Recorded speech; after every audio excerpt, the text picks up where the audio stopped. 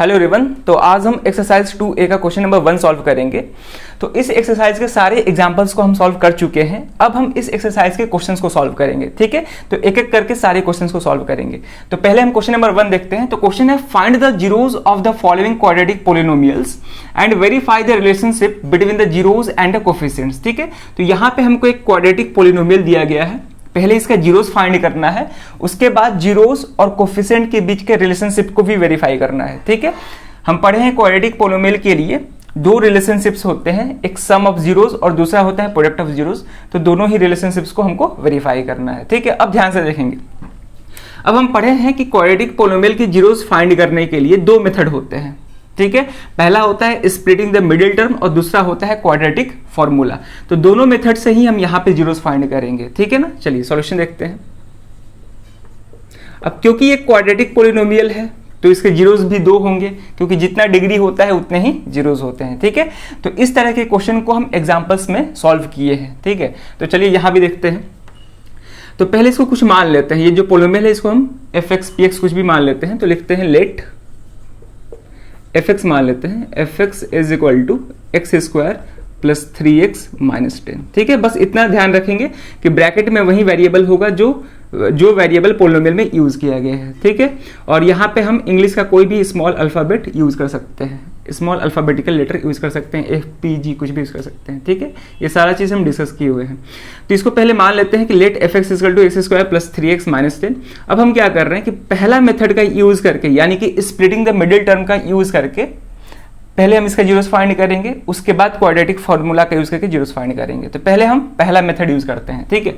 तो splitting the middle term में क्या करते हैं कि जो मिडिल टर्म होता है, यानी कि जो x वाला टर्म होता है, अच्छा उससे भी पहले हम ये चेक करते हैं कि जो गिवन पोलिनोमियल है वो स्टैंडर्ड फॉर्म में है कि नहीं है। तो यहां पे हम देख पा रहे हैं स्टैंडर्ड फॉर्म क्या होता है, ax square plus bx plus C, यानी कि पहले एक्स स्क्वायर वाला टर्म होता है, उसके बाद एक्स वाला, उसके बाद कांस्टेंट टर्म होता है। तो यहां भी देख रहे हैं पहले एक्स स्क्वायर वाला टर्म है, फिर एक्स, फिर कांस्टेंट टर्म, यानी कि जो भी वेरिएबल का पावर है वो डिक्रीजिंग ऑर्डर में होना चाहिए। यहाँ पे वेरिएबल का पावर 2 है, यहाँ पे 1 है, यहाँ पे 0 है, ठीक है। तो अगर स्टैंडर्ड फॉर्म में नहीं होता तो स्टैंडर्ड फॉर्म में कन्वर्ट करते हैं। जैसे फॉर एग्जाम्पल अगर यही polynomial x square minus 10 plus 3x ऐसे दिया होता तो ये स्टैंडर्ड फॉर्म में नहीं है, क्योंकि पहले एक्स स्क्वायर वाला टर्म होना चाहिए, उसके बाद एक्स वाला टर्म होना चाहिए, लेकिन यहाँ पे कांस्टेंट टर्म है तो ये स्टैंडर्ड फॉर्म में नहीं है। तो इसको क्या करते हैं, तो इसको पहले हम स्टैंडर्ड फॉर्म में कन्वर्ट करते हैं, उसके बाद हम स्प्लिटिंग द मिडिल टर्म या फिर क्वाड्रेटिक फॉर्मूला का यूज करके जीरोस फाइंड करते हैं, ठीक है। तो यहाँ पे ऑलरेडी पहले से ही जो पोलिनोमियल गिवन है वो स्टैंडर्ड फॉर्म में है, इसको कन्वर्ट करने की जरूरत नहीं है। अब हम डायरेक्ट इसका जीरोस फाइंड कर सकते हैं, ठीक है। तो इस बात को ध्यान में रखेंगे, क्लियर है। चलिए अब हम इसका जीरोस फाइंड करते हैं by using the splitting term method. तो हम बताए थे कि क्या करते हैं कि जो मिडिल वाला टर्म होता है, यानी कि जो एक्स वाला टर्म होता है, इसको दो पार्ट में ब्रेक करते हैं, ठीक है। दो पार्ट में हम क्या करते हैं, ब्रेक करते हैं। मान लेते हैं वो पी और क्यू है और दोनों ही नंबर्स ही होंगे, तो दो नंबर्स में ब्रेक करते हैं। और ऐसे ब्रेक करना होता है कि दोनों नंबर्स को ऐड करने पे, यानी कि पी और क्यू दोनों नंबर्स को ऐड करने पे मिडिल टर्म के इक्वल है, ठीक है, मिडिल टर्म के इक्वल है। और दोनों नंबर्स को मल्टीप्लाई करने पे फर्स्ट टर्म और लास्ट टर्म के प्रोडक्ट के इक्वल है, यानी कि मल्टीप्लिकेशन के इक्वल है। तो फर्स्ट टर्म यहाँ पे first term into last term, मतलब फर्स्ट टर्म और लास्ट टर्म के प्रोडक्ट के इक्वल है। क्लियर है, ये सब हम बता चुके हैं, फिर से हम बता रहे हैं यहाँ पे, ठीक है। एग्जाम्पल में जितना सारा हम क्वेश्चन सॉल्व किए हैं ना, उसमें हम स्प्लिटिंग द मिडिल टर्म लगा के ही जीरोस फाइंड किए हैं, ठीक है। तो ध्यान में रखेंगे कि मिडिल टर्म को ऐसे दो नंबर्स में या ऐसे दो पार्ट में स्प्लिट करना होता है, ब्रेक करना होता है कि दोनों पार्ट को ऐड करने पे मिडिल टर्म के इक्वल है, और दोनों नंबर को, यानी कि दोनों पार्ट को मल्टीप्लाई करने पे फर्स्ट टर्म और लास्ट टर्म के प्रोडक्ट के इक्वल है, यानी कि मल्टीप्लिकेशन के इक्वल है। और यहाँ पे हम साइन को भी कंसिडर करते हैं, साइन को साथ लेके चलना है, क्लियर है। चलिए अब देखते हैं इसको। तो 3x को या फिर बोल सकते हैं 3 को ऐसे दो नंबर्स में ब्रेक करना है जिनको ऐड करने पे 3 आए, और मल्टीप्लाई करने पे, उन दोनों नंबर को मल्टीप्लाई करने पे फर्स्ट टर्म और लास्ट टर्म के मल्टीप्लिकेशन के इक्वल है। तो फर्स्ट टर्म का कोफिशिएंट 1 है, यहाँ पे -10 है, तो 1 इंटू -10 कितना हो जाएगा, -10 हो जाएगा, क्लियर है। तो ध्यान से देखेंगे, अब वो दो नंबर क्या होगा जिसको ऐड करने पे 3 आए और मल्टीप्लाई करने पे -10 आए, तो ध्यान से समझेंगे। अब जो भी हम दो नंबर लेंगे उसमें से एक नंबर पॉजिटिव होना चाहिए, एक नंबर नेगेटिव होना चाहिए, तभी उसको मल्टीप्लाई करेंगे तो आंसर क्या आएगा, नेगेटिव आएगा। क्लियर है? क्योंकि यहाँ पे मल्टीप्लाई करने पे -10 आना चाहिए दोनों नंबर को, तो एक नंबर पॉजिटिव होगा, एक नंबर नेगेटिव होगा, तभी मल्टीप्लाई करने पे नेगेटिव आंसर आएगा। क्लियर है? अब वो दो नंबर क्या होगा दिमाग में सोचेंगे तो ध्यान से देखें यहाँ पे, अगर हम 5 और 2 ले, ठीक है, 5 और 2 इन दोनों को मल्टीप्लाई करेंगे तो 10 आएगा। अब यहाँ पे साइन नहीं लिखे हैं, ठीक है, तो 5 और 2 को मल्टीप्लाई करेंगे तो 10 आएगा, लेकिन यहाँ पे -10 चाहिए। तो अब क्वेश्चन ये है कि 5 के साथ माइनस का साइन लगाए या फिर 2 के साथ माइनस का साइन लगाए। तो अब ध्यान से समझेंगे, इन दोनों नंबर्स को ऐड करने पे 3 भी आना चाहिए, ठीक है, 3 पॉजिटिव है, 3 क्या है यहाँ पे, पॉजिटिव है, तो इन दोनों को ऐड करने पे +3 भी आना चाहिए। तो यानी कि मेरा आंसर प्लस आ रहा है, तो प्लस कब हो सकता है, जब बड़े वाले नंबर के साथ प्लस साइन लगा हो, तभी जाके आंसर क्या आएगा, प्लस आएगा, और छोटे वाले के साथ माइनस लगा हो। ठीक है, तो इन दोनों को जब ऐड करेंगे तो +3 आएगा आंसर, और इन दोनों को जब मल्टीप्लाई करेंगे तो -10 आएगा। क्लियर है? तो वो दो नंबर हमको मिल गया 5 और -2। तो यहाँ पे हम 3 को +5 और -2 में ब्रेक करेंगे। क्लियर है? चलिए, तो यहाँ से हो जाएगा x² + 5x, ठीक है, और यहाँ पे क्या हो जाएगा, -2x हो जाएगा, x को भी हम लगा देंगे। ठीक है, तो अब देखिए ऐड करिएगा तो +3x आएगा, दोनों को मल्टीप्लाई करेंगे तो फर्स्ट टर्म और लास्ट टर्म के प्रोडक्ट के इक्वल आएगा। फर्स्ट टर्म क्या है, x², लास्ट टर्म क्या है, -10 है, तो ये किसके इक्वल आ गया, -10x²। ठीक है, x को नेग्लेक्ट भी कर सकते हैं, केवल आप कोफिशिएंट पे ही बात कर सकते हैं। ठीक है, तो 5 और -2 को मल्टीप्लाई करेंगे तो क्या होगा, -10 आएगा। क्लियर? चलिए, तो ये हो गया x², इसको दो पार्ट में स्प्लिट कर दिया, 5x और -2x, और यहाँ पे क्या है, -10 है। ठीक है, अब हम क्या करते हैं, दो टर्म का पेयर बनाते हैं, दो टर्म का क्या करते हैं, पेयर बनाते हैं। तो यहाँ पे इसका पेयर बनाएंगे, फिर इसका पेयर बनाएंगे। अब ध्यान से देखेंगे, इन दोनों में कॉमन क्या दिख रहा है, तो इस टर्म में भी x कॉमन दिख रहा है और इस टर्म में भी x कॉमन दिख रहा है, x के अलावा कोई दूसरा नंबर कॉमन नहीं दिख रहा है। तो यहाँ से x कॉमन कर लिए, यहाँ पे बचेगा x और यहाँ पे क्या बचेगा, 5। x कॉमन करने का मतलब दोनों को x से डिवाइड करेंगे, तो इसको x से डिवाइड करेंगे तो x बचेगा, यहाँ पे 5 बचेगा। अब इन दोनों में क्या कॉमन दिख रहा है, x तो कॉमन है नहीं, यहाँ पे हमको 2 कॉमन दिख रहा है, यहाँ भी 2 है, मतलब यहाँ से भी 2 कॉमन कर सकते हैं, यहाँ से भी 2 कॉमन कर सकते हैं।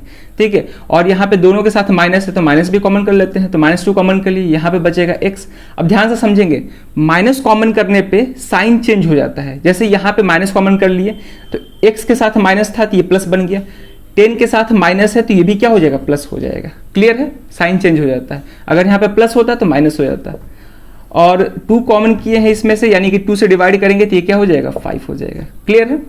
तो इस तरह से हम फैक्टराइज करते हैं, इसको हम क्या बोलते हैं, फैक्टराइजेशन बोलते हैं। क्लियर है? अब ध्यान से समझेंगे यहाँ पे, अब ये जो फैक्टराइजेशन किए हैं ये सही है कि गलत है, ये कैसे पता चलेगा, तो जो ब्रैकेट वाला पार्ट है अगर वो सेम है तो यानी कि मेरा फैक्टराइजेशन सही है, अगर ये सेम नहीं होता तो मेरा फैक्टराइजेशन गलत होता। क्लियर है? चलिए, तो ये सही है क्योंकि सेम है। अब हम क्या करेंगे कि इन दोनों टर्म्स में x + 5 कॉमन है, तो यहां से हम क्या करेंगे, x + 5 कॉमन कर लिए, यहां पे क्या बच जाएगा, x बच जाएगा, यहां पे क्या बचेगा, -2 बचेगा। क्लियर है? चलिए, अब आगे कैसे सॉल्व करते हैं। और फैक्टराइजेशन का मतलब ही होता है कि गिवन क्वाड्रेटिक पोलिनोमियल को या फिर कोई भी पोलिनोमियल को लीनियर पोलिनोमियल्स के प्रोडक्ट के फॉर्म में लिखना। तो हम देख पा रहे हैं कि ये भी लीनियर पोलिनोमियल है, ये भी लीनियर पोलिनोमियल है, तो दोनों के प्रोडक्ट के फॉर्म में इसको लिख दिए, तो इसको क्या बोलते हैं, फैक्टराइजेशन बोलते हैं। ठीक है, चलिए अब ध्यान से देखेंगे, अब तो हम फैक्टराइजेशन कर लिए, अब हमको क्या करना है, जीरोस फाइंड करना है। हमको क्या करना है, जीरोस फाइंड करना है f(x) का। तो जीरोस फाइंड करने के लिए हम बताए थे कि गिवन पोलिनोमियल को जीरो से इक्वेट करते हैं, तो लिखेंगे for zeros of f(x), zeros of f(x), f(x) is equal to 0। ठीक है, तो f(x) को जो फैक्टराइज किए थे ये है, तो इसी को हम जीरो से इक्वेट कर देंगे। ठीक है, तो यहां से हो जाएगा x + 5 into x - 2 is equal to 0। अब पता है कि दोनों को हम बारी बारी से जीरो से इक्वेट करते हैं, ठीक है ना, क्योंकि दो टर्म्स का प्रोडक्ट जीरो कब हो सकता है, जब दोनों में से कोई एक जीरो हो या फिर दोनों ही जीरो हो। तो यहाँ पे हम क्या करते हैं, इसको हम डिटेल में समझाए हुए हैं जब एग्जांपल्स में क्वेश्चन सॉल्व कर रहे थे, तो ठीक है।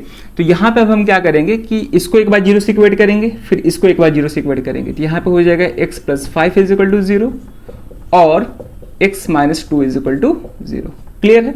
तो यहाँ से x क्या आ जाएगा, -5, ये +5 उधर जाएगा तो, और यहाँ से x क्या आ जाएगा, +2, माइनस उधर जाएगा तो प्लस बन जाएगा। ठीक है, तो जो भी वेरिएबल का वैल्यू आता है वही क्या होता है, गिवन पोलिनोमियल का जीरोस होता है।